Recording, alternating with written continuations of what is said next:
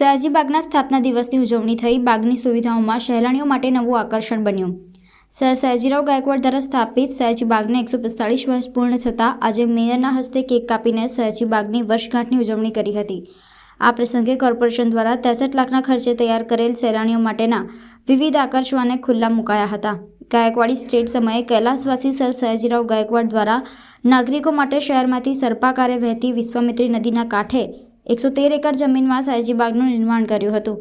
બગીચાના નિર્માણ બાદ સર સયાજીરાવ ગાયકવાડ દ્વારા પોતાના પ્રથમ પ્રવચનમાં કહ્યું હતું કે આપણને બધાને તાજી હવા, લીલું ઘાસ, સુંદર ફૂલો ગમે છે, પણ આ મોટા શહેરોમાં મોટી વસ્તી છે અને તેઓ ગીચોગીચ રહે છે।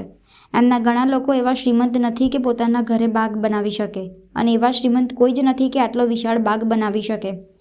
તત્કાલિક દિવાન ટી માધવરાવના માર્ગદર્શન હેઠળ આ બગીચો તૈયાર કરવામાં આવેલ હતો। જે તે સમયે બગીચાનો અંદાજ 2,03,280 રૂપિયાનો હતો।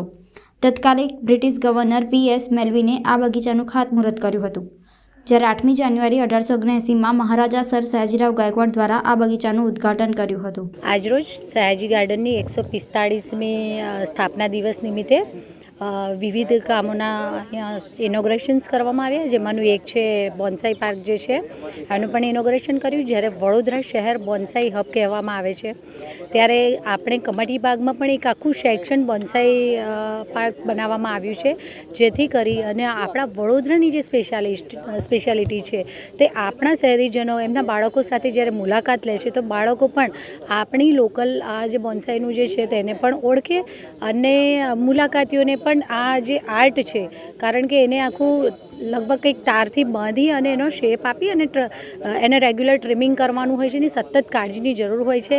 આજે બોન્સાઈના જે પણ નમૂના આપણે તૈયાર કરાવ્યા છે એવા એના રચયિતા એવા રચનાબેન પણ આપણી સાથે જ છે। એમના દ્વારા પણ ઘણી માહિતી મળી કે કેટલી કાળજી લેવી પડતી હોય છે, કેટલાક કારણોસર પક્ષીઓ કે વાંદરાઓના ઉપદ્રવ ન નુકસાન કરી જાય અને આપણને આ બોન્સાઈ પાર્કનું પ્લાનિંગ માટે થોડો સમય મળી રહે એના માટે ફ્રૂટફુલ જે હોય એ બોન્સાઈ લગાવવામાં આવ્યા નહોતા, પણ હવે આટલા સમયના અંતરે થોડો ખ્યાલ આવ્યો છે કે હવે આપણે ફ્રૂટફુલ બોન્સાઈ પણ એમાં ડેવલપ કરી શકીશું। એકાદ જે બોન્સાઈ છે એમાં કળીઓ આવેલી આપ જોઈ શકો છો કે જેમાં ફ્લાવર્સવાળું છે, એ પણ ખૂબ સુંદર લાગી રહ્યું છે। હું વડોદરા શહેરના સૌ નાગરિકોને અભિનંદન પાઠવું છું અને ચોક્કસ સયાજી ગાર્ડનમાં આવે ત્યારે આ બોન્સાઈ પાર્કની પણ મુલાકાત લે એવી શુભેચ્છાઓ આપું છું।